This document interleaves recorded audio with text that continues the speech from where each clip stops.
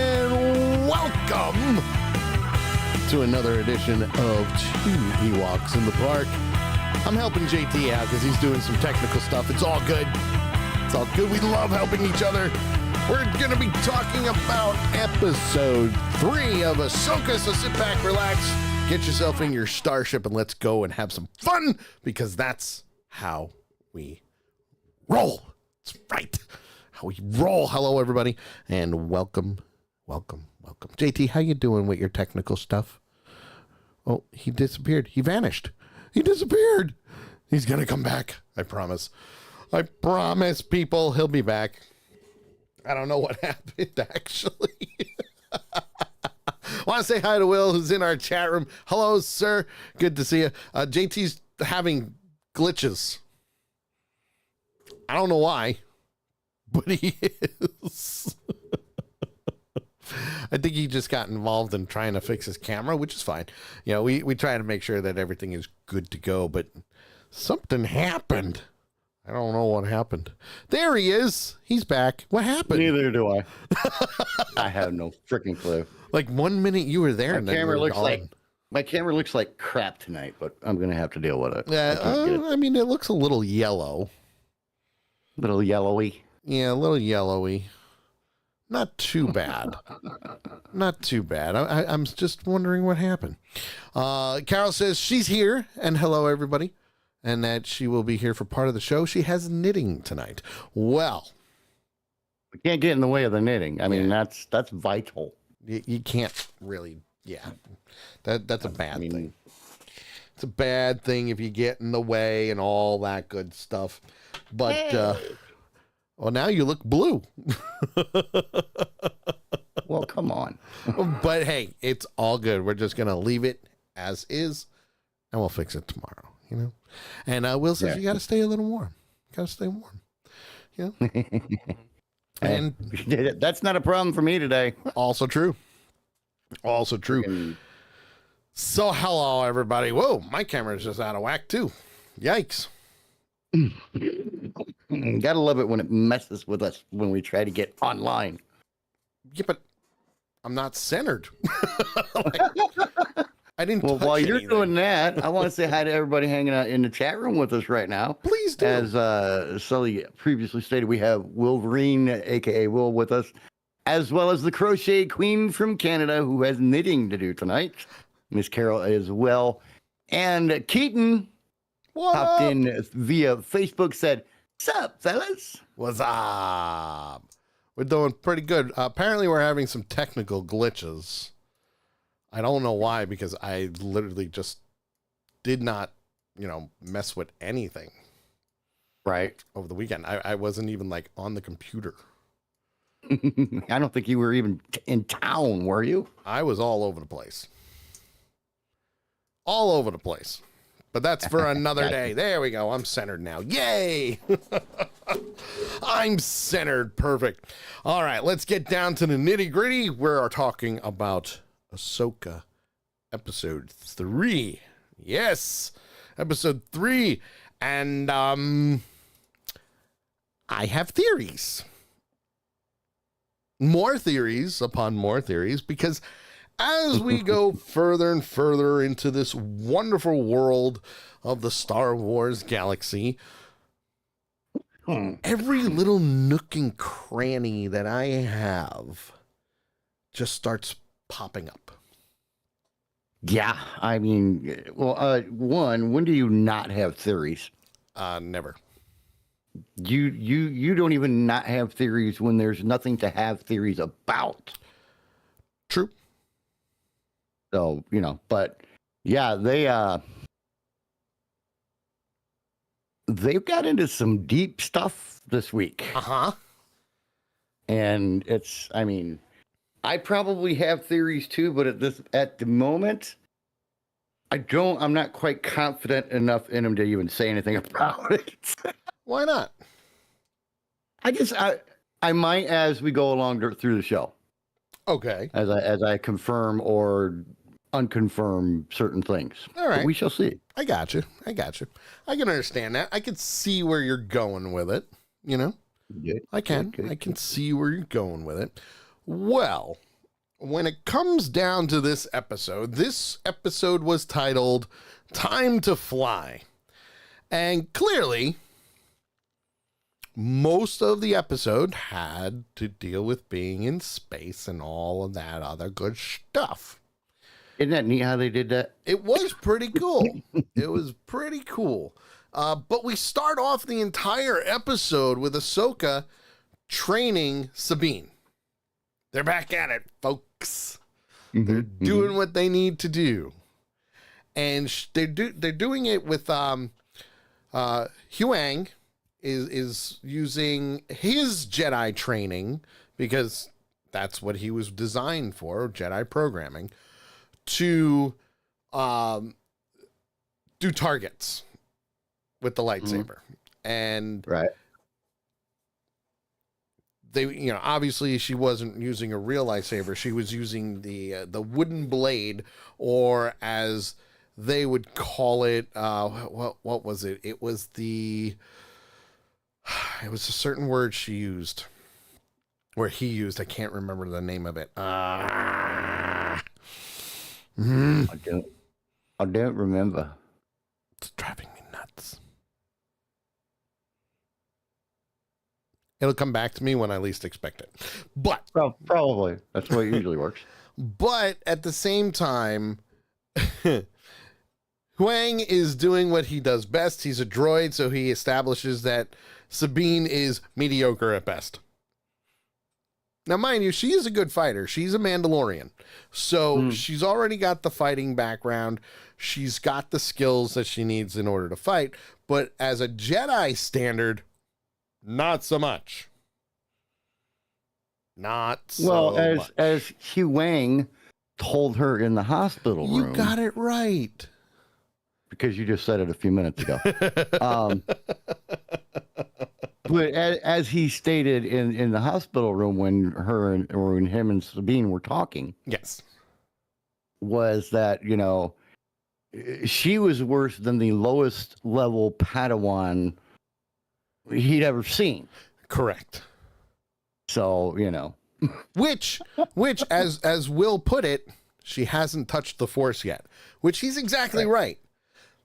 But the cool thing about this is through the training, Ahsoka says to her, you're relying too much on your Mandalorian skills and your Mandalorian equipment to get through what you need to get through when it comes down to your training.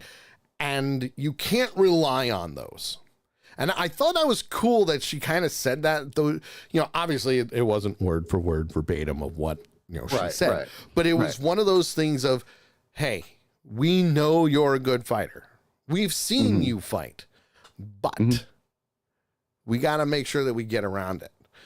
Want to say hi to Rev? What's up, Rev? How are you? We're talking about Ahsoka episode 3. So if you haven't seen it, spoilers in full force tonight. Yes, full force. But we're currently at the beginning where Ahsoka and Sabine are training, and I loved the callback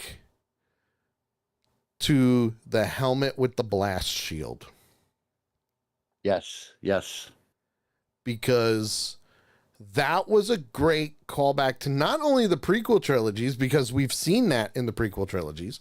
We saw it in Attack of the Clones when Yoda was with the younglings and they all had the helmets with the blast shield on, and the droid was doing what they need to do, and they were training with their own mini lightsabers, which was great. It goes all the way back to the 80s. Yep.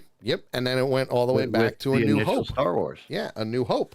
So I love that they tied everything together, going, this is a normal thing.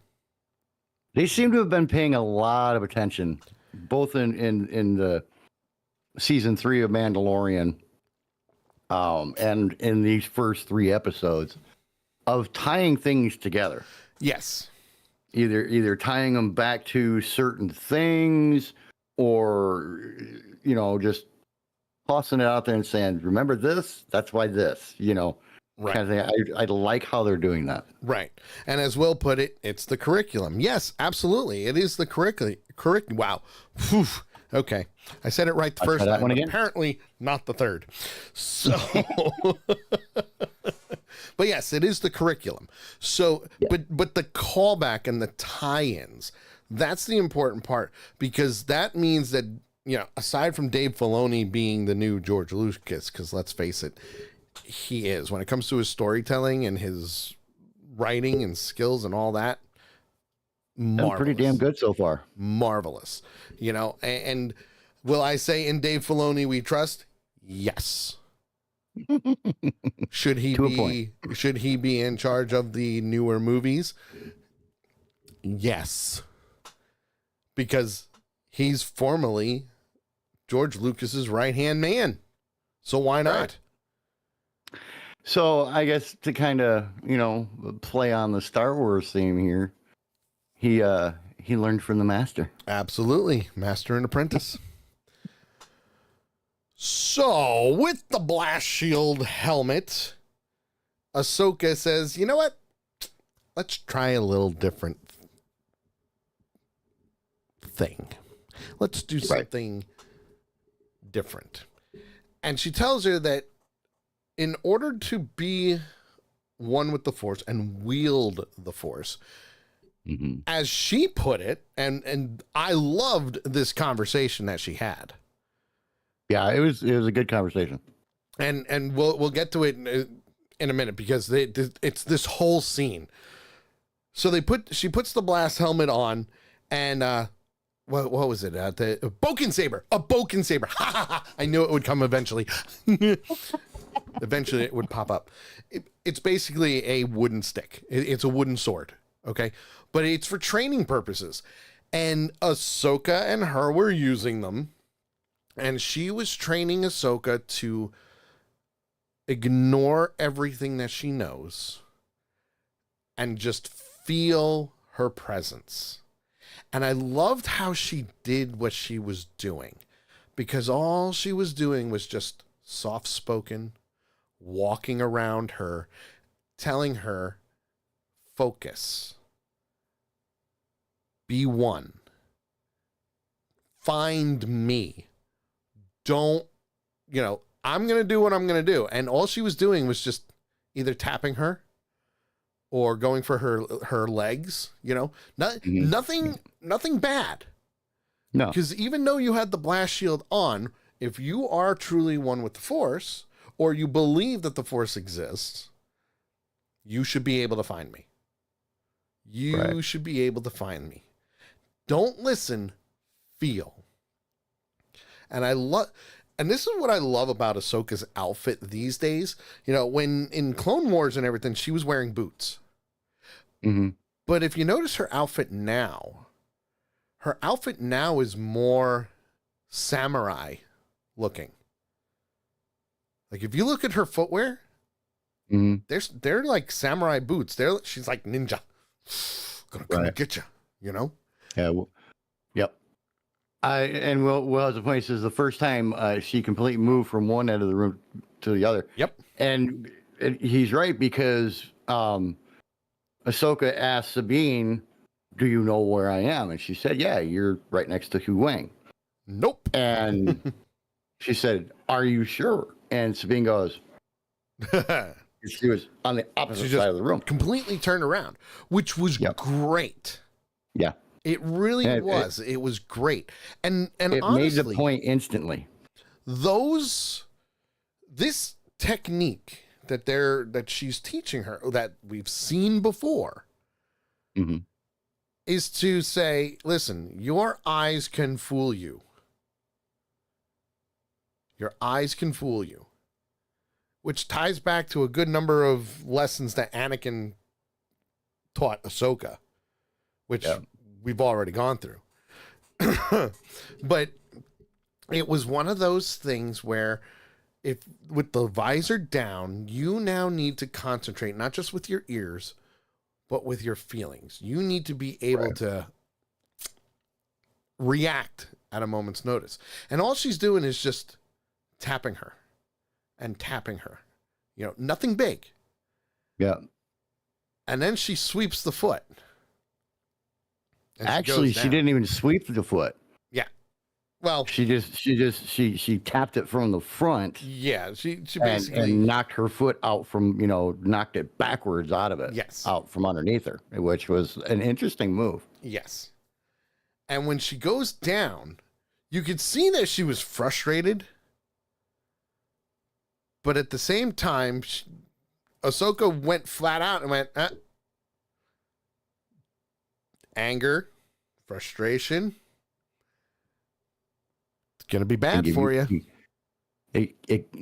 What was it? Anger and frustration leads to power, but it takes you out of balance. Something like that.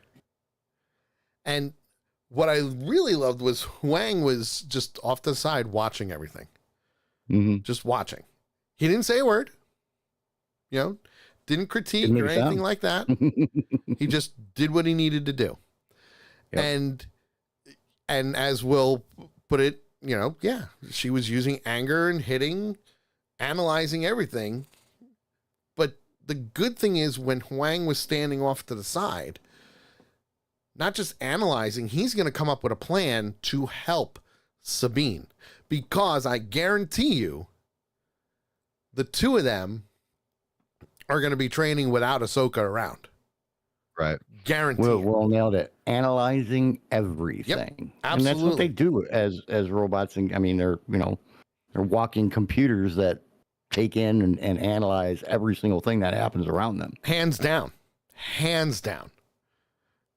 And the fact that Sabine is getting frustrated, I mean, she's showing her Mandalorian side in this point. She really is. Yeah. But at the same time, this is years of not training. Yeah. I mean, how long, I don't know what the time frame is, but I mean, how long have they been separated or at odds or whatever until just now when they got back together? I mean, it had to have been many years. So it's definitely many years. And it has to do with, this takes place after Return of the Jedi and after Mandalorian, not even the Mandalorian, Book of Boba Fett. After Clone Wars too. Well, yeah, but yeah. The last we saw Ahsoka was Book of Boba Fett. Right. Because we already saw her in season 2 of The Mandalorian, and that's when this is basically right after Mandalorian. Hey, this person's going, we found her and we need to do what we need to do. And this is where it is. So you've got that tie-in that everything's all just, boom, right there. So, it's at least 5 years after Return of the Jedi. Okay.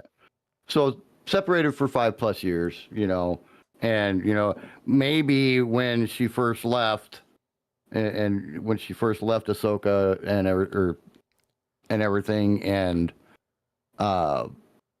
she may have carried on the training a little while, but I can't see her doing it for very long. Yeah, no. And even she admitted to the fact that, both in the hospital room and during this little training session that, she's way out of shape. Yeah. I mean, she still has her fighting skills, but even those are kind of rusty. Yes. Because she hasn't been doing the kind of fighting that she suddenly thrust back into, as was demonstrated when the robots attacked at the tower. Right. And that's the biggest thing, because as of now,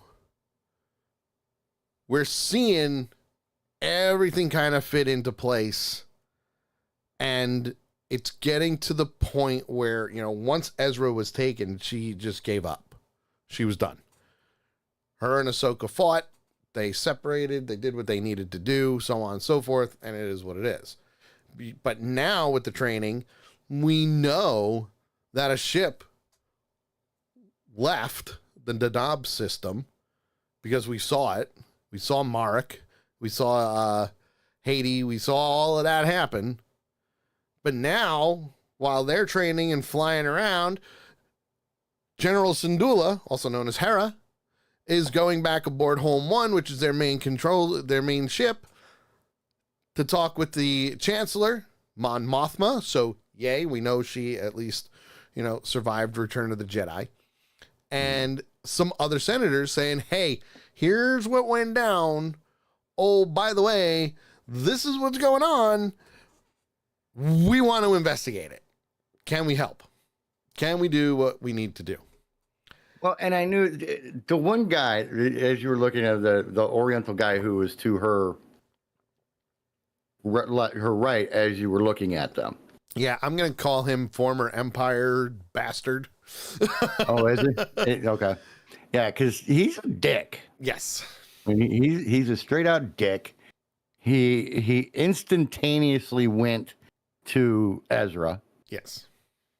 With, and trying to say that is the only reason that she is trying to get these extra forces and everything to help her in this mission. And I loved how she shut him up. Yep. Because she looked him straight in the face, well, in his digital face. Yep. And said, "Have you ever been in war?" Well, we've all been in war. And well, no, he's like, no. And I'm like, nice, because it shut him up instantly. Very quickly. And she's like, well, she didn't necessarily say it, but it's like, then you don't know what the hell you're talking about. Yeah. I've been in war. I've been fighting wars my entire life. And what I'm trying to do now is I'm trying to prevent another war from happening.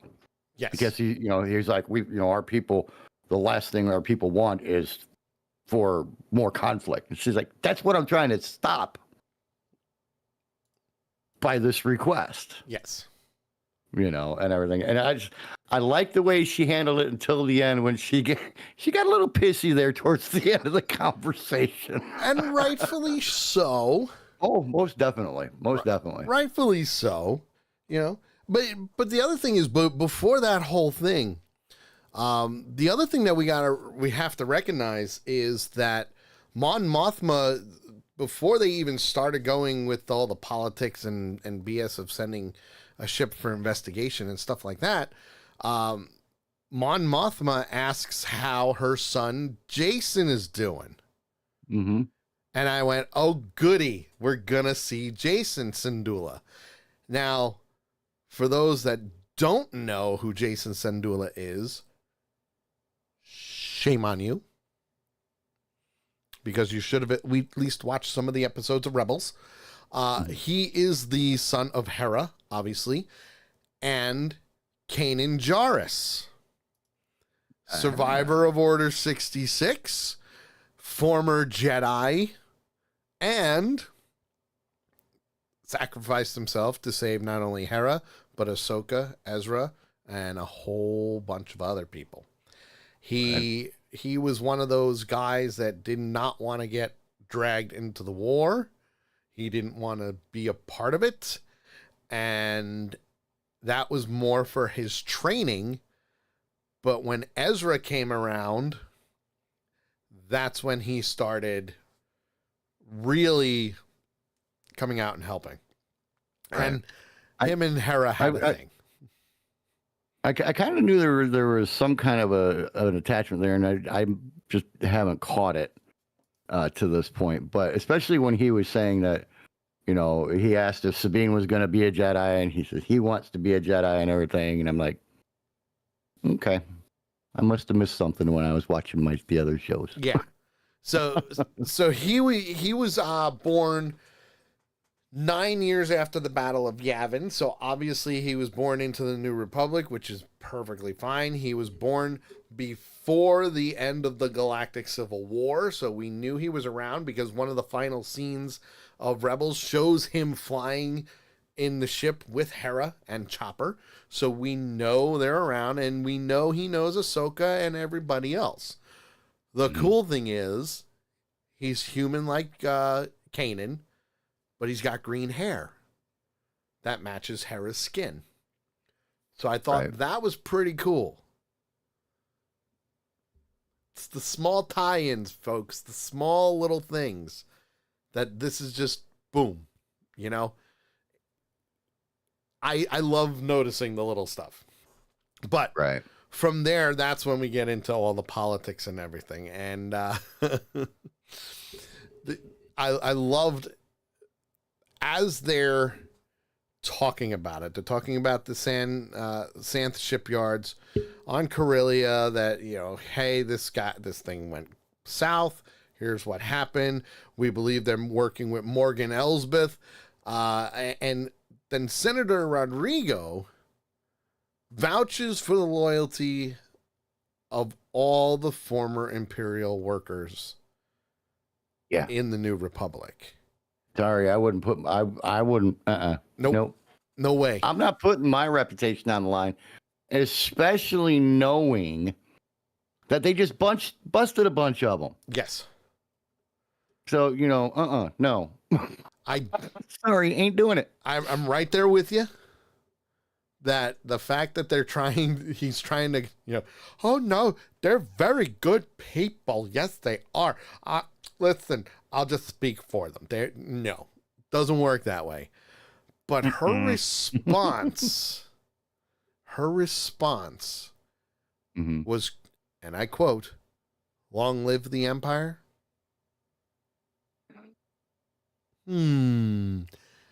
Not Long exactly live the what Empire, not a quote you want to hear. Yeah. Not a quote you want to hear. And the fact that she was the one who said it was even better. Because Hera does not hold anything back. She never has, and she never will. It's one of the things I like about her. She doesn't beat around the bush. She's going to be straight up with you. She's not going to BS you. If it's an effed up situation that you're going into, she's going to tell you. It's an effed up situation you're going into. So, put an extra cover, put an extra layer of metal on your ass and get ready. Absolutely. and even with that, when you fast forward a little bit, Hera confirms this is exactly what happened. This is what it is. And oh, by the way, we believe Grand Admiral Thrawn is trying to come back. And the first thing some of the senators said was, he's dead. He's been missing for years. And she goes, we believe he's still alive. Can we go and do what we need to do and investigate the Denab system? Because this could potentially lead to something drastic, including another war. Which, if you think about it, makes sense. Especially with the last 3 movies. Another war. So, one of the senators goes, oh, no. You just want to go find Ezra. Yeah. Right. We believe he's alive, too. I do, too. And I have theories. But that's besides the point.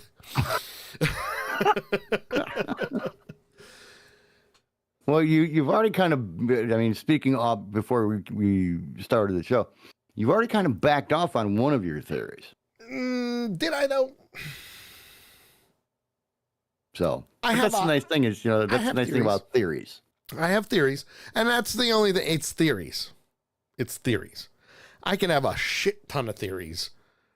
One of them's going to be right. At least one. Will they all be right? Probably not. But it'd be really cool if they were. Right? I think you're probably sitting at about 45% as far as your theories have been going over the last, year or so. So the other thing that JT you didn't mention when they were discussing this was when Senator Ziano, he was the one that she basically told off. Right. You forgot to mention that Hera flat out said, so were you one of the people sitting on the fence waiting for the winner to pop up? Oh, yeah. Yeah. Yeah. When she said that, I just went, oh. That was the line that really hit it, was like, ooh, damn. That right there was a line of, you better watch your tone or you're going to be demoted. That type of line, Would that ever happen? Sitting on the fence, just waiting to see which side to go to. Yeah. and then of course, the other senators are like, we assure you everything's fine. You've done great for us, but we just can't do it. There's no reason. There's no reason. There's no more threat to the New Republic. That right there is what we call being naive. Well, it's either you are a secret agent for the Empire, aka, damn it, what was the Marvel one we just got done watching? Oh, Secret Invasion. Yeah, a la Secret Invasion, or I have to put it bluntly here. Are you just a fucking idiot? Yeah. I mean, come on. Well, this guy clearly is an idiot because when she flat out says that Thrawn is not your typical Imperial officer, he's not. If you watch Rebels, you will know he's killed friends. He's killed other Imperial officers. He has absolutely no problem stepping up and doing what he needs to do in order to succeed in his mission. Yeah. He has no without qualms question. with killing anybody. Without Will, question. Yeah, without question. Will in the chat room, he's saying that he's a spy. He thinks he's a spy. It wouldn't surprise me. It wouldn't, with his attitude and just the way that he talked to Hera, and even the way that he talked to Well, even that, the council lady, even the way he talked to the council lady, it was like something's not. I got a bad feeling about him right off. Even with that, when he flat out said that Thrawn and Bridger died during the liberation of Lothal, I went, this guy has no idea what he's talking about. Right. Which means he is probably going to be just another Imperial mole or former Imperial mole in this situation. Yeah. Will says, you cannot specify enough how stupid he would be if he wasn't. Agreed. Yep. Hands down. Agreed. 100%. So Mothma tells Syndulla, hey, let me talk to the other senators. Let me, do what I need to do. And Syndulla says, all right, bye. See you later. And as she's leaving, we see Hawkins and we see another Mon Calamari officer. Oh, they're all exiting the room. And Jason and Chopper show up. And Jason wants to know, hey, how's Aunt Sabine doing? Is she going to be a Jedi yet? Like, cool shit, Right. And at the same time, I'm like, where's his lightsaber? Why doesn't he have a lightsaber? Why isn't she training him to be a Jedi? What is going on? Because he's the son of a Jedi. He's one with the Force. Echo popped in real quick, said, sorry, gentlemen, family gathering today, so can't listen live. With that, New Republic is all corrupt. Have a great show. Well, we've established that in The Mandalorian. Yes, we did. Yes, we did. Multiple times. We've established that. And while he's asking how Aunt Sabine is, Hera says, where'd you hear that? And he goes, Chopper. Chopper's a little shit. He really is. Chopper's a little shit. He always has been, but he's very honest. Chopper is, and this is about to sound bad, but when I say it, but I think you'll know what I mean. Chopper is the ghetto version of R2-D2. Yeah. Carol, you have a good night. We'll see you tomorrow night for the Sally Show. Yes, we will. But yeah, Chopper's the ghetto version of R2-D2. Yeah. So it's the only way you can put it. So, but the cool thing is, while they're talking, he also tells her that he wants to be a Jedi. Mm-hmm. And she just puts her hands on his shoulder and says, I know you do. Yep. Which isn't, I'm going to stop you. It's not, I'm going to, hold you back. Well, I know. just the look on her face after she did that, because there was that little span of silence there. Yeah. And just the looks that came across her face were part of what I read was part of her wants him to be a Jedi. Yep. Part of her doesn't want him to be a Jedi. And she's really confused and doesn't know what to do.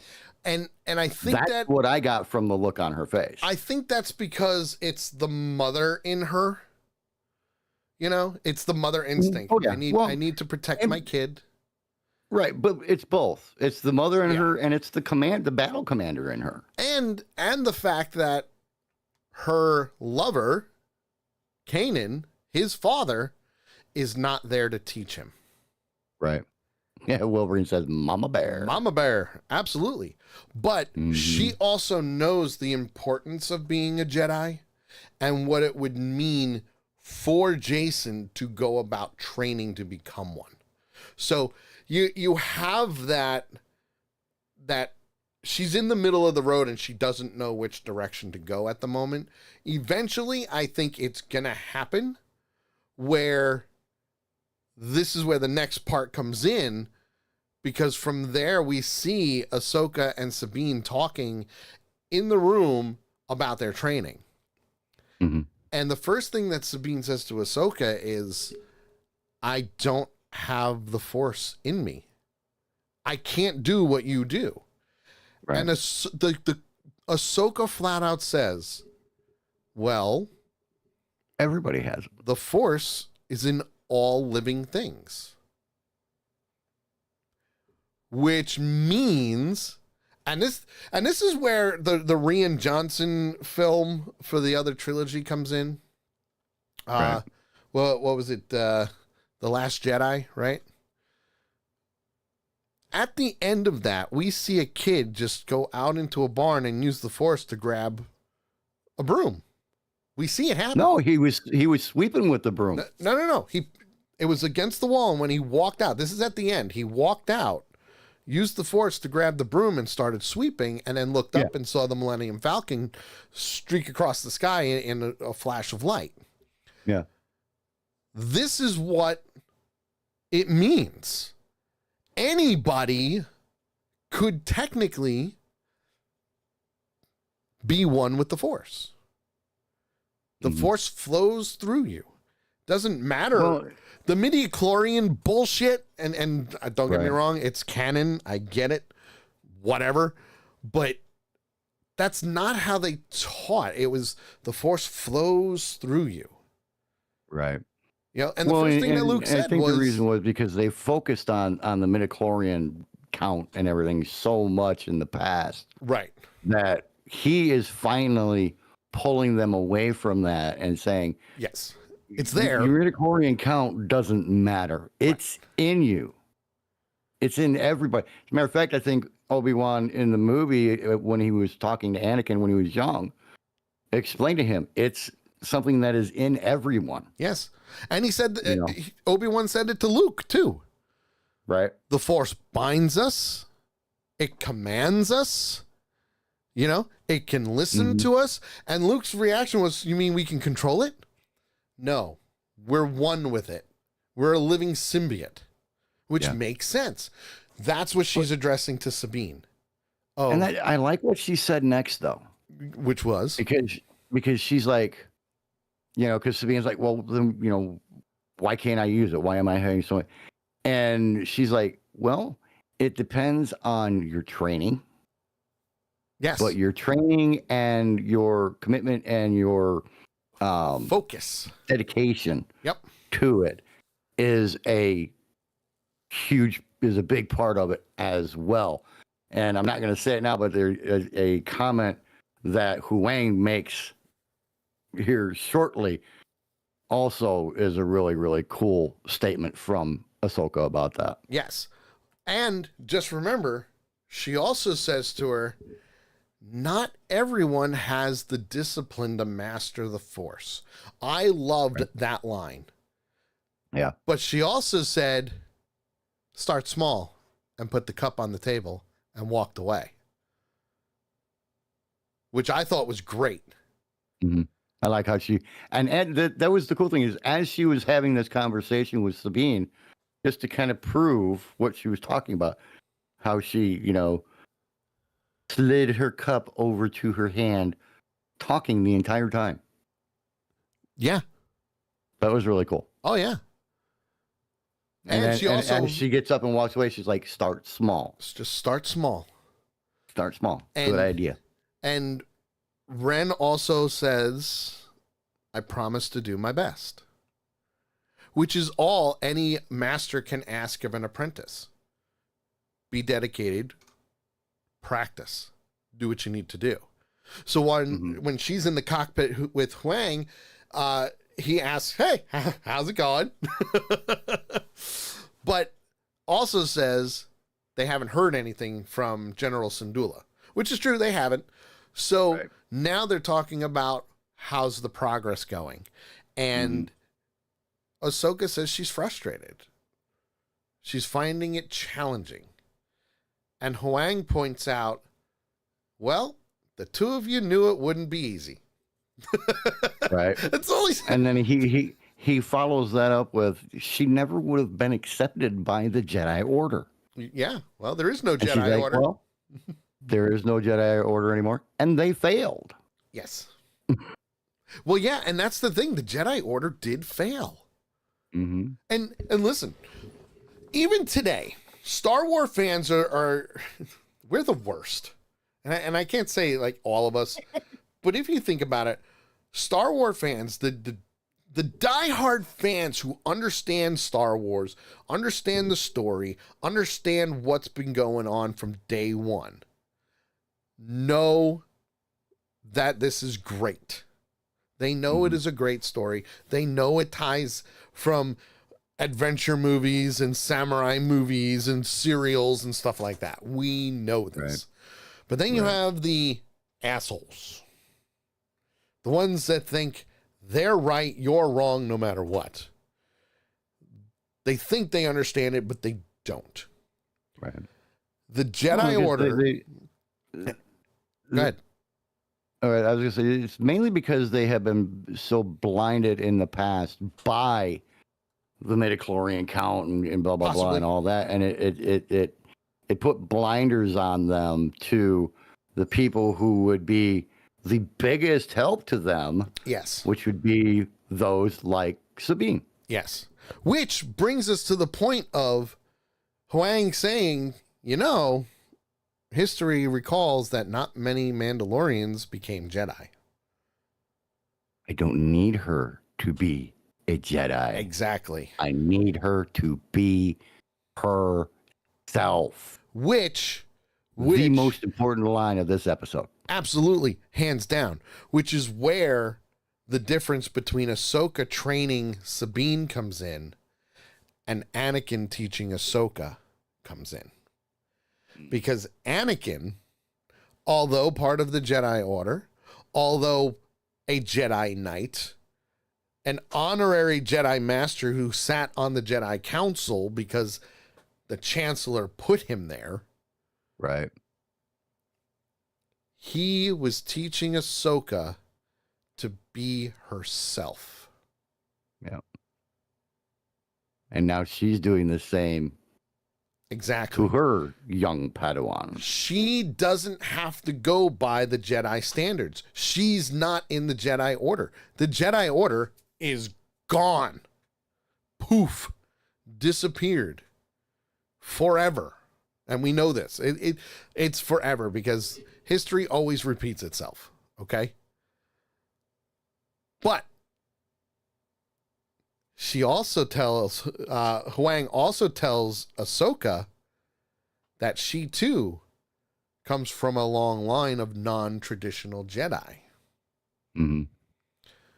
So that just goes to show you that anybody with the tenacity and the dedication can become one with the Force and either be a Sith or a Jedi. Right. Well, and it there's been a question that's popped in my head a couple of times since we've started reviewing here in the last 2 weeks.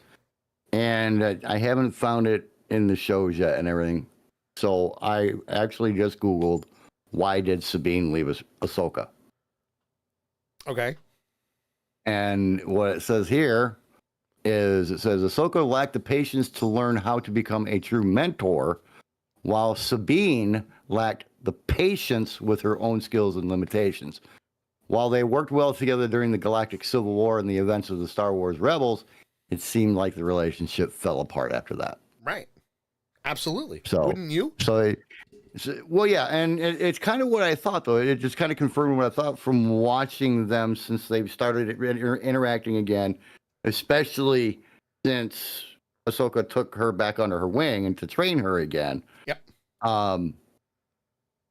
I noticed just some small little things, I can't really explain them, that told me part of the reason that they fell apart was because Ahsoka was too demanding, and Sabine, being young and being a typical young person, lacked the patience. Yes. And when those two things butt heads, it never works out. It never works. But that is where you see the difference with the training from Rebels to now. Because, well, and yeah, let's face it, Ahsoka's been there, done that. She's seen shit. Sabine has seen. They've all seen things in war. Yeah. Well, and another good example of it comes up here in a little bit. Well, yeah. And the biggest example of it comes up here in a little bit. Absolutely. Because right now, while they're talking in the cockpit, Sabine's in the other room going, let me try. I wish they would have made the cup shake a little bit or something that would have given her a glimmer. Okay, so I think that would have been a cop-out. Think so? I think so. Because she's already frustrated. She's already lacking the patience, but she's come so far already that even Ahsoka's like, yay, good job. Well, I do like it how when Ahsoka called her, I like what she said as she got up from the table. Well, first she called her because General Syndulla sent word, and she wanted Sabine to be a part of the conversation. Right. And as she gets up, I love what she said, which to me, this comment made this scene okay. Yeah. Because as she got up, she said, "You win this round." Yeah. This round, meaning she is bound and determined to make it work. I'm coming back. You know, an inanimate object just kicked your ass, Sabine. And that's all you've got to say? For now. It's best it 2 out of 3. Best 2 of 3, that's all. Right. The cup took round 1. I'm coming back, you sorry piece of stoneware. Yeah. So while they're now talking in the cockpit, General Syndulla says, "Sorry guys, my hands are tied. I can't. Yeah. They're not letting me. They're not going to bring a defense fleet. You guys are kind of on your own." Yep. However, good luck, because you do what you got to do. It's not Republic knowledge that you're out there. So have fun, Fulcrum. Go for it. You know? And as they get to the Denab system, they lose communication. It's getting jammed. They're right in the middle of talking to her. She's like, yeah, just boop, gone. And Ahsoka tells Huang, take us out of light speed. Let's go. Take us out of hyperspace. Something's wrong. And they're so far away from the planet. Sabine goes, "Why are we so far away?" why did we drop out of hyperspace so fast? And Huang, I love his response. Robot that he is. Jedi protocol says we're moving into an unknown situation. Jedi Mission Protocol. Mhm. Those damn droids. And Sabine just kind of looks at Ahsoka and goes, "Yep." Basically, and she just replies, "That's part of his programming." Yeah. What are you It's gonna do? programming? But in a lot of ways, it helped out. Yeah. It helped out because as they're drifting, now we see, what was it? The Eye of Sion, I believe it's called. Well, they didn't see as they were drifting. Hu Wang said that there's nothing on the planet, but there is something behind the planet. Yes. And I am picking up a second object that is much larger that does not match anything in my records. Yep. Oh yeah. And that's when, dun dun dun. Whoop, whoop, whoop. Warning! Warning! Danger, Will Robinson! Danger! Danger! We get I gotta- 6 starfighters. Real quick, I gotta say, when they lost communications with the general, when it happened, my mind flashed back to my military days when our freaking Prick 77 radios wouldn't work, and we always say, "Well, the prick just died." Yep. Womp womp. Well, now we've got ourselves a little situation above Cetus. Oh yeah. Oh yeah. We got ourselves a dogfight, 6-on-1. One of which being a Jedi. But 2 of those 6 are Shin Hati and Marek. Marek. I have theories. Oh God. I may have thrown Will for a loop with my 2 theories. Right. Which, by the way, Will said, "I like those odds." Well, when it comes to a Jedi, sure. But this is where we finally see Sabine at her best when it comes to manning a cannon in a ship, because she's a great shot, she's a great target. She can do what she needs to do. And Shin Hati and Marek are now on the verge of attacking the T6 shuttle with 4 other people, and they're like, "All right, you're up." Right. The first command was 2 and 3, close in and attack. Yep. Send them out. And as they're doing that, Ren starts firing back. But, and I stress the but, did you notice what Ahsoka was doing? He's flying the ship. Well, yes, she was flying the ship with Huang, but she was also making sure that Sabine was not just pointing the gun and shooting. Feel your target. Right. She was trying to, training her. yeah, because Sabine goes, "Now is not the time for a training class." Yep, that's the perfect time. She was teaching her. Well, and Feel your target. he right. And as it went along, and I might jump forward on you a little bit here, but it seems like a good place to put it. And as the battle continues, Yep. and Sabine keeps missing it. "Oh, I almost got him. I had him lined up, but I missed him." Blah, blah, and things like that. All of a sudden, it was like somebody flipped a light switch in Ahsoka's head. Yes. Because all of a sudden you saw her demeanor do a 180 Yes. from being the typical encouraging comments like she was making. "You'll get them next time. They'll come back. Blah blah blah." Yep. To all of a sudden, and she goes, you see this change, and you see her kind of relax in the commander's seat, and she goes, "What do you need?" Yes. And as soon as she said that, Sabine relaxed too. Yes. And they started working together again. Yes. And when they work together, from what I can see, they are a deadly combination. Oh yeah, hands down. A very deadly combination. Especially because those starfighters, they were all over the place, which was great, because that means that those starfighters are pretty nimble and pretty quick Yep. to get around. They're not your average TIE fighter, that's for sure. They're not your Right. average X-Wing. They're not your A-Wing or Y-Wing. They're a formidable ship.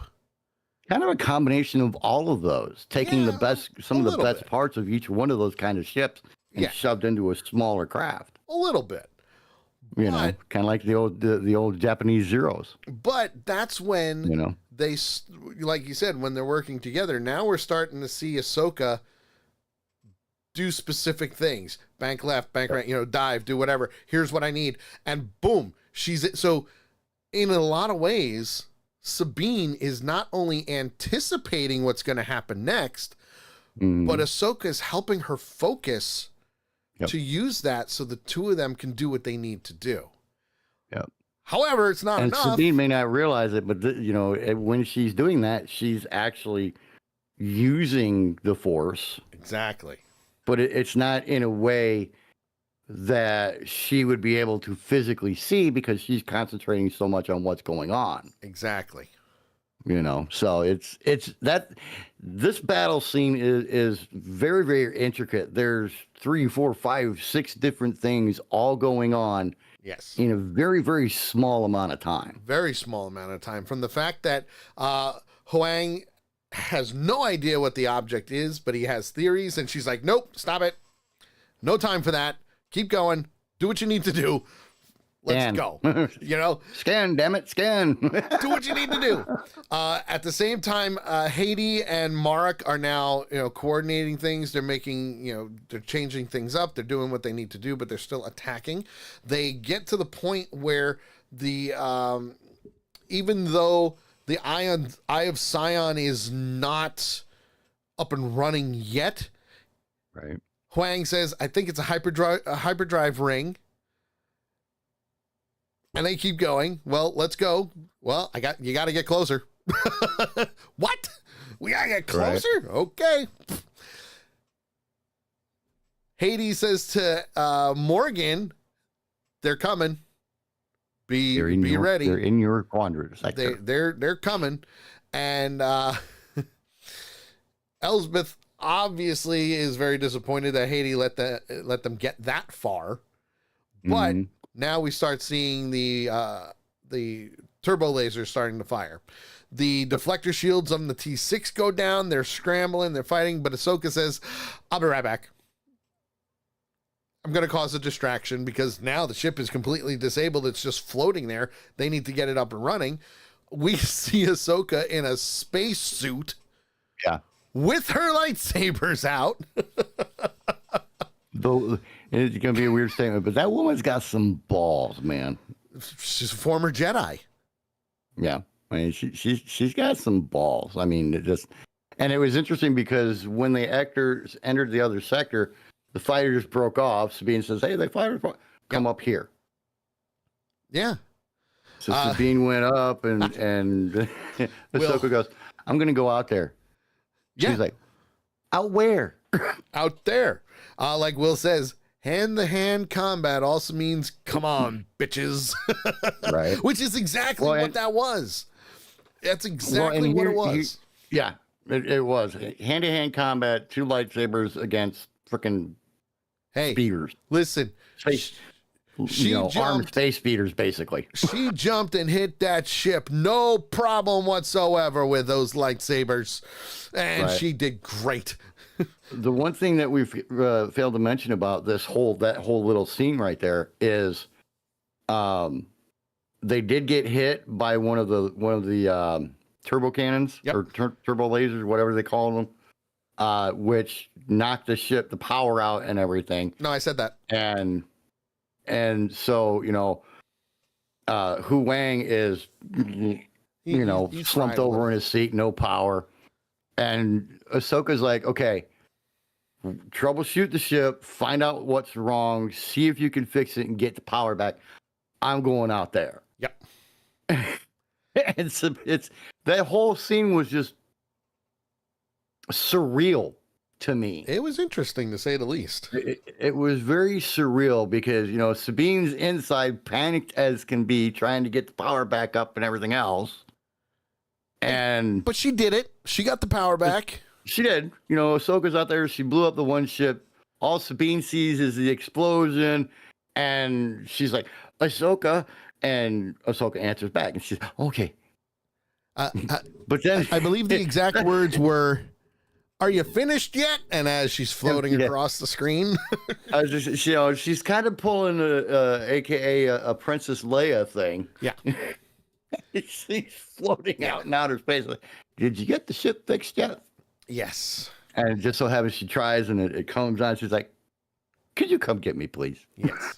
And what she does, Great scene. she does exactly that. She picks her up. They get her back inside, and as they're doing that, Haiti and Marek are still in pursuit, and they're heading toward the planet now. So now we have this amazing visual scene. This This was so cool because you really have only spectacular. you've really only heard about them or have seen them like in Drawing. even in Mandalorian. You saw a couple of them. They're actually called Purrgil. Right. Or space whale. Yeah, they're space whales, and we've seen them when Din Djarin and Grogu were in hyperspace, and you saw outlines, and Grogu's looking out his window like a little kid. That's when it was. That's when it was. That's amazing. I was trying to remember when that was because I remembered the scene Yep. of seeing the shadows of them, but I couldn't remember where it was from. Thank you, because that's what drive me nuts. That's where it's from. So while they're doing that, Haiti and Marek are still in pursuit. Mm-hmm. So now what they're doing is they're flying in between these space whales. Huge tentacles. So now it's getting harder and harder, and they keep losing Ahsoka and Sabine in the shuttle. And that's when they decide they're going to go down. Huang finally gets his backup system online and says, "What'd I miss? Yeah. What'd I miss?" And Us almost dying. Ahsoka, I love that the two of them just like, we almost died a couple times. Right. And Huang's just like, what's new? What's new with that? So standard protocol then. Standard protocol. So as they get down, they finally find a spot and they land in the Red Forest, which we've seen the Red Forest before in the previous episode. And Ahsoka flat out says, we need to turn everything off per Jedi protocol. They shut the ship down. They shut Huang down, and Huang doesn't question it. He's like, Jedi protocol. Okay. Oh, no. He did. Well, he says, I protest. I protest Jedi protocol. I protest because I'm running a scan. And Ahsoka, of all people, says, Jedi protocol. Jedi protocol. Oh, yeah. Oh, yeah. I love that. She threw it back in his face. That was brilliant. Now, while they're on the ground, Haiti and Marek are scanning. They're looking for them. There's no power, so they can't see anybody.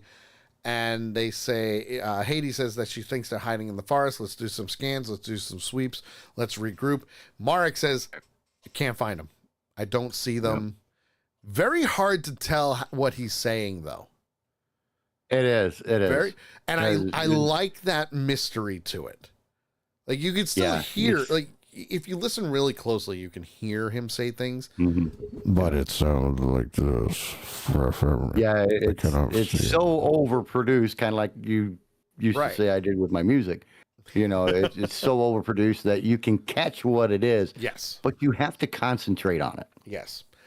Once they do what they need to do, Ahsoka turns everything back on and says, you know, Sabine, are you all right? Everything okay? And she's just ecstatic because she hasn't seen a Purrgil since the day that Ezra disappeared.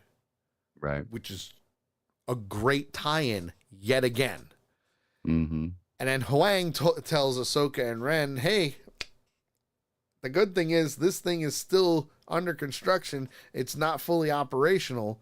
And he says they're just putting the final hyperdrive in place now. Right. It's being installed. It's not connected. It's up and running. You know, He's talking about, once they get it going, this thing will be able to make hyperdrive jumps faster than ever before and longer distances than can be imagined. Correct. And he also says that he has never seen a ring being built on that scale before. Yep. It's huge. But It is. But he also says that it can get from one galaxy to another. Yeah, because Ahsoka asked him if it would be able to Would it jump work? galaxies. Right. Would it work? And he says, theoretically, one knew Yes, the I think it coordinates would. and the navigation. Absolutely. He didn't hold anything back. And then he also recalls the old Jedi archives, which really are stored in him now. And he said, well, the ancient Jedi went from, galaxy to galaxy before. They used to Following the the path paths of the Purgle. the Purgles. And when he said that, I went, oh, good one. I saw a comment on Facebook about that. And it simply said, with them making the connections that they did with the Purgles, aka space whales, that they have opened up so many things They really have. that they can go to now within the Star Wars universe and still have a very easy tie Yes. back to the home galaxy, I Yes. guess would be the way to put it. Yes, absolutely. I Which, mean, it's even now, it's interesting of where we're going to be going now. Because I'm curious. I would love to know what galaxy they're going to jump to. Because that's just going to open up a whole new thing, a whole new stream of stories and whatnot in this new galaxy. Like, what was Admiral Thrawn doing there? Probably creating, I don't know, the First Order? Maybe. well, yeah, But a and theory for another time. Because- Sabine technically knows what galaxy it is, technically. Yes, because she's seen it. By name and coordinates and all that. No, but technically she does know. Yes. Because like you said, she has seen it when she was in the tower and she broke the code Yes. on the Golden Globe, and everything. So it's, they know what these Empire people are trying to do. Yes. And obviously, like the general says, we want to stop it from happening so we don't have more war. Yes. Well, at the same time, now that they've all landed on the planet, Balin's skull says, all right, you droids, guards, go hunt the Jedi that taken refuge in the forest. Yep. And that's the end of the episode. Wolverine wants to know, wasn't she there before? Will, are you talking about with the map to the galaxy that they're going to? She's seen the map. If that's what you're talking about, she wasn't there, but Sabine saw it. Yes. Like I said, when she broke the code of the globe. So she wasn't there, but she did see it. Right. So yes. He also says, yes, the map, she was specifying an old magic. Yeah, that was Right. Morgan. Morgan had mentioned that, but Sabine did crack the code and did see where it was, had the recording all destroyed in the first episode. Right. Because Sabine's not a fool. She knows that she needs to record everything, but she wasn't anticipating getting attacked by the droids to, one, get the map, and two, destroy everything. She wasn't anticipating. Destroying information she might have had. Right. So that's the end of the episode. And from there, Yeah. I have theories. And your theories are? Theory number one is still my theory from last show, that Marek could technically be Ezra. Or another theory, and I don't know if it's floating around, but it's a theory nonetheless. Mm-hmm. Marek could technically be Star Killer. And if you don't know who Star Killer is, JT, that's fine. It's okay. Because Star Killer is the main character, also known as Galen Marek, spelled M-A-R-E-K. That name sounds familiar. Who was trained by Darth Vader. And he was also the main character, dun dun dun, in not one but two video games. Well, I see I'm out there. I'm more out there than I am here doing this. Yeah. Yep. Which, again, it's a theory.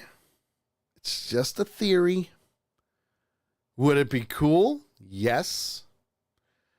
Right now, the character is currently a Legends character. Probably not for long. But I agree, probably not for long. Personally, I think that he could potentially be Marek the Inquisitor. Because, was it The Inquisitor rings bells, but doesn't tell me why. But the Inquisitor rings bells. Yes. Oh, wait. The Grand Inquisitor is the one I'm thinking of. Yes.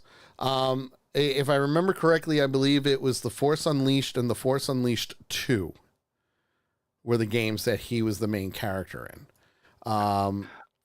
Before you go any further, Will asked the question, which is a good question. He said, as the old magic, is that another starting of the Force? Could potentially, yes.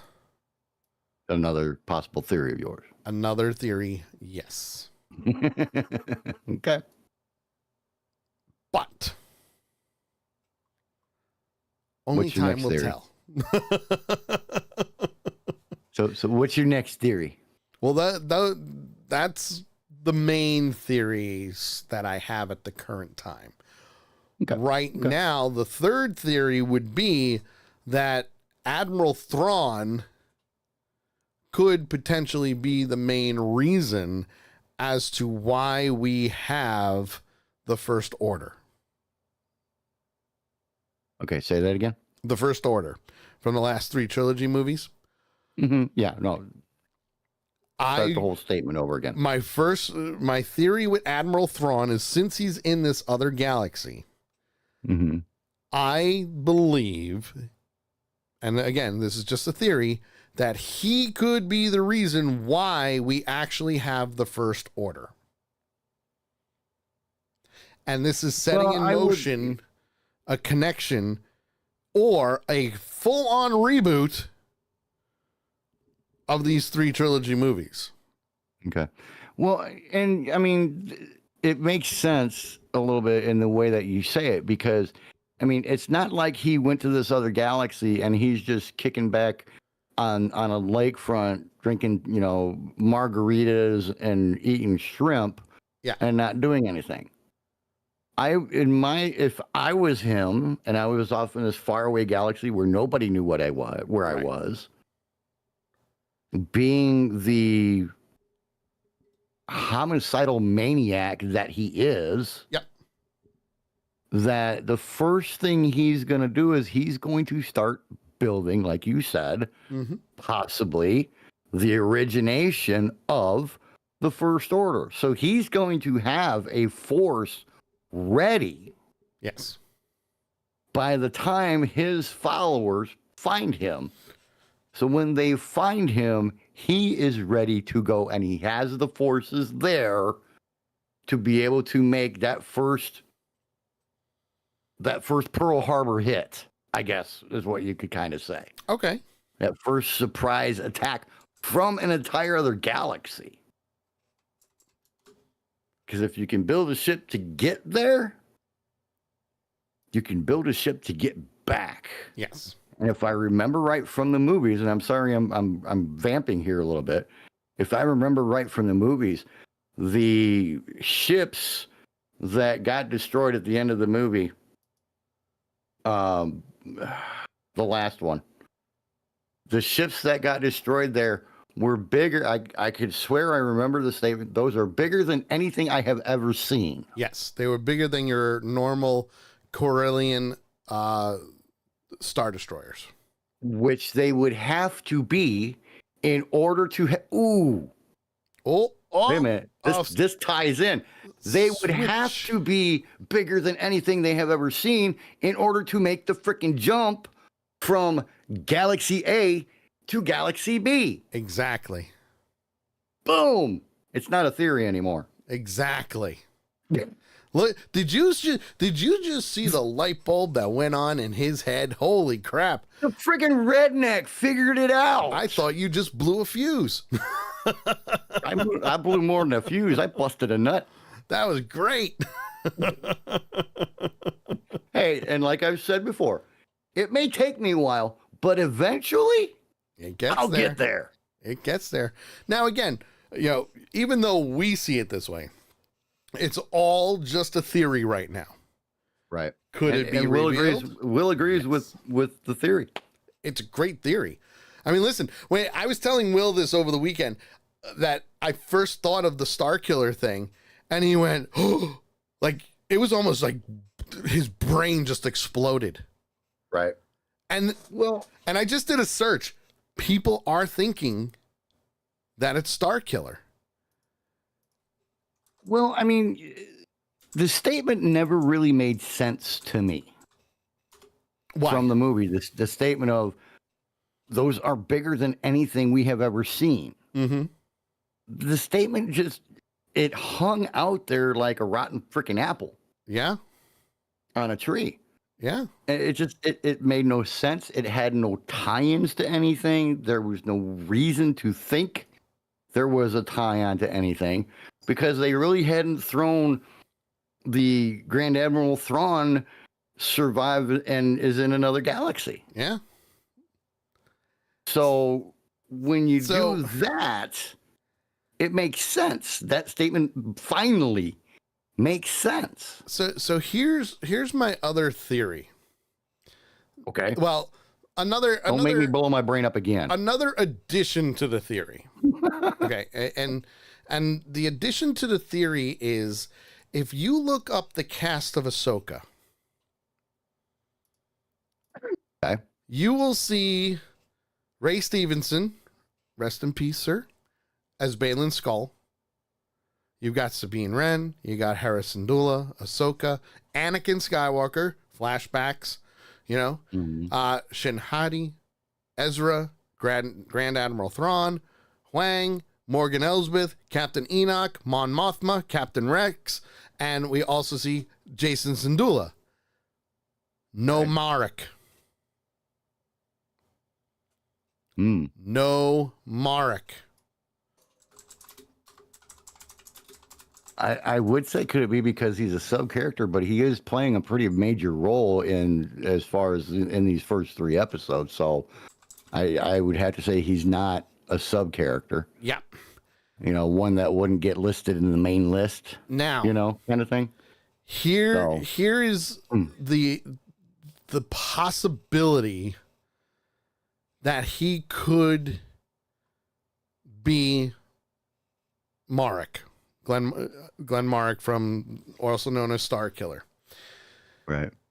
Sam Witwer did the voice of Darth Maul in Clone Wars and Rebels, Mm-hmm. and also did the voice of Star Killer in The Force Unleashed and The Force Unleashed 2. Okay. I'm just saying. It could be the best kept secret out there right now. Because Not anymore, 'cause we just you're put it not out. hearing the voice. You're hearing. That's what you're hearing. Right. Mumbles. It's a It's a the huge Star Wars possibility. version of the parents from Charlie Brown. Wow, wow, wow, wow, wow. Yes, Can I ma'am. say something? Can I say something? Always. I want to throw this out there. Mm-hmm. There is one character so far in these 3 episodes Yep. that freaks me the hell out. Gives me the creeps every time I see this character. Okay. Shin Hatu. Really? Her face. She doesn't freaking blink. She has the exact same look on her face in every scene. Oh. Even when she's questioning, what the hell's her name? Morgan. Even when she's questioning the things about Morgan, about is she a witch and those kind of things. It's the same expression. Look at her face in the battle and chase scenes of episode 3. She never freaking blinks. Her eyes Interesting. are huge. Interesting. I'm going to have to look that up. And it freaks me the hell out. Now. Put it this way. She is the look on her face. Yes. She is pure freaking evil. Will She says is. that she's a witch. She is. Yes. Morgan is. Yes. But I don't think Shin Hati is. Hati, yeah. But she freaks me out, dude. So let me. And it's gotten worse and worse. Let me. I just want to paint one more picture before we rate this. So, Sam Witwer was in Clone Wars, Lego Star Wars: The Empire Strikes Back, Star Wars Rebels, Star Wars Resistance, Star Wars: The Jedi Temple Challenge, Lego Star Wars: Terrifying Tales, The Book of Boba Fett, Andor. Then the video games: Force Unleashed, Force Unleashed 2, Connect Star Wars, Disney Infinity 3.0, Star Wars Battlefront, Lego Star Wars: The Force Awakens, Star Wars Battlefront 2, Star Wars Jedi Fallen Order, Star Wars Squadron, Star Trek Online, nothing to do with Star Wars, but still need to know, Lego Star Wars: The Skywalker Saga. That's a lot. He has played Darth Maul, Emperor Palpatine. There you go. Emperor Palpatine. He was a shore trooper in Andor. He played Rodian, a chef droid in Book of Boba Fett.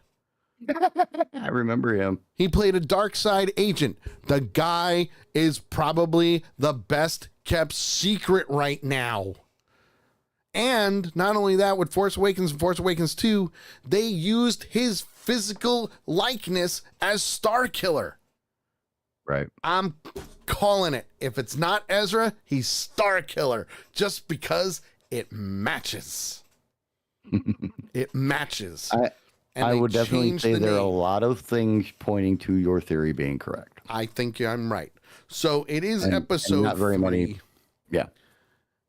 I am going to give this episode 4 lightsabers. Oh, yes. 4 lightsabers. That low?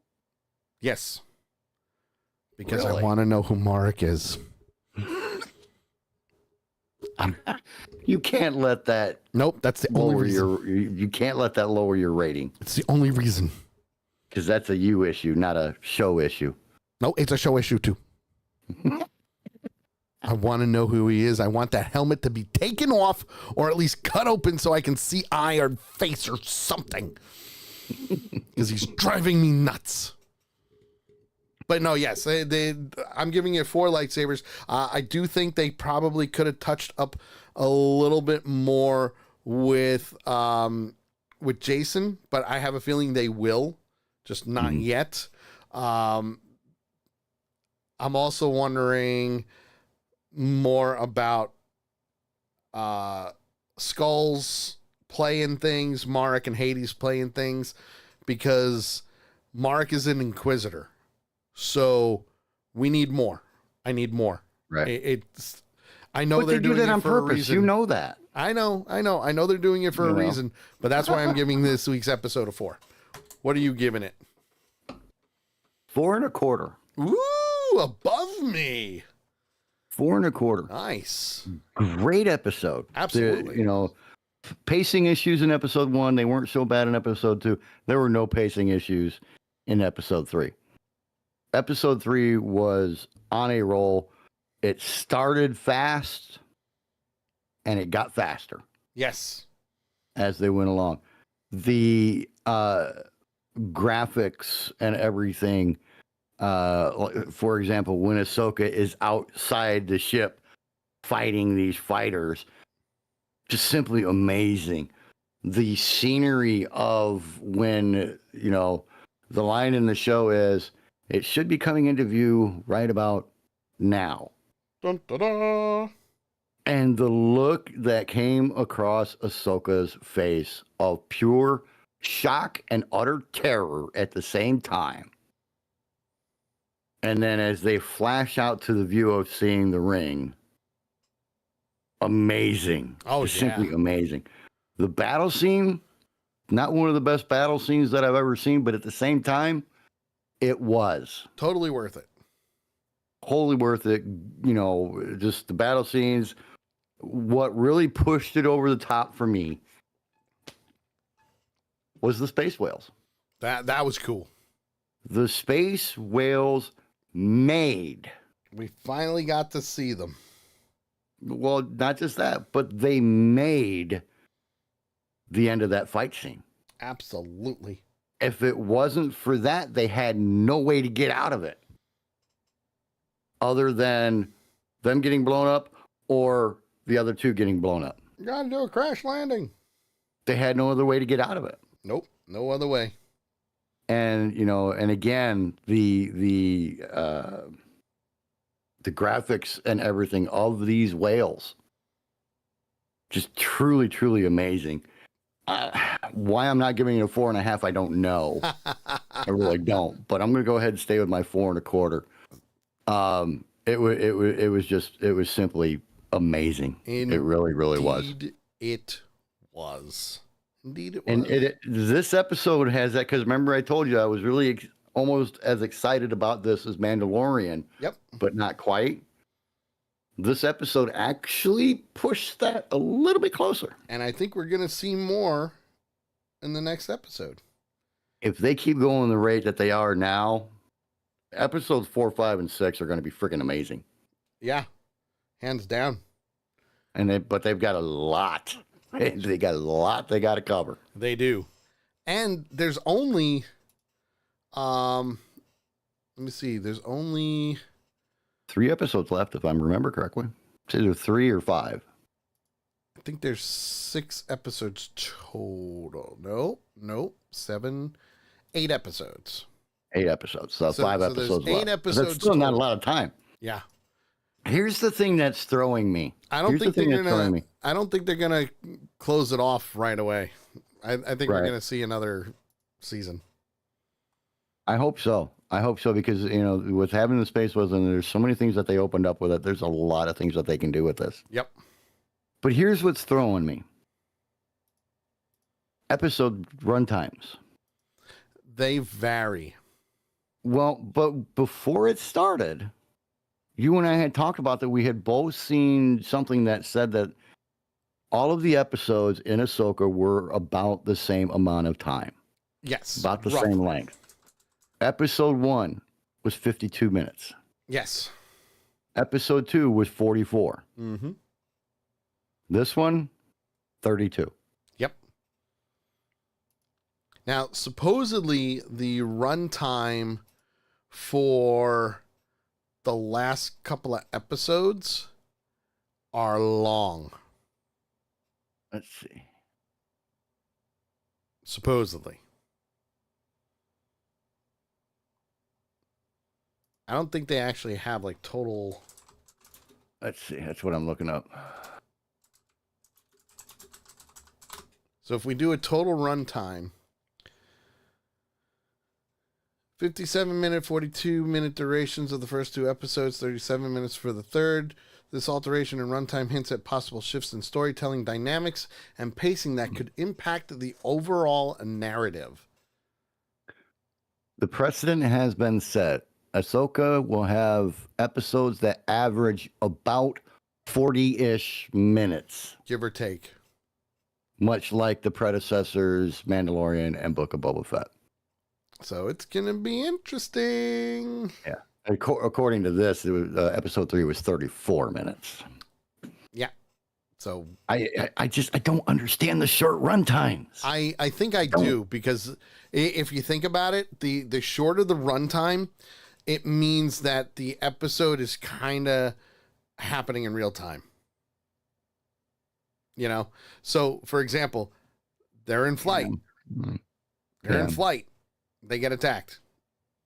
Now they're going to be on the planet. The next episode is probably going to be a little bit longer. Right. Guarantee it. Well, my friends. We'll see. We'll see. That is this week's episode of 2 Ewoks in the Park. Hope you enjoyed episode 3 of Ahsoka. Episode 4 will be coming out tomorrow night during our show, The Sully Show, 8 p.m. Eastern Time. I believe Ahsoka gets released at 9, which is so throwing a wrench in the cog, but it is what it is. Yes. It is what it is. We still don't watch it till the weekend. Well, I watch it on Wednesday. But yeah, at the same time, it's good stuff, that's for sure. So make sure you tune in tomorrow for the Sully Show at 8 p.m. Eastern. Tell your friends, bring them all into the chat room. Let's have a conversation. Let's have some fun and forget about life for a while, for 2 hours. And just as a reminder, 2 Ewoks in the Park. We'll be back next Monday at 8 p.m. Eastern to talk about episode 4 of Ahsoka. So until then, we'll see you tomorrow. Be safe and have fun, people. We'll see you later. Bye-bye. Be safe and leave your mark. Yay. Boy, did I ramble on.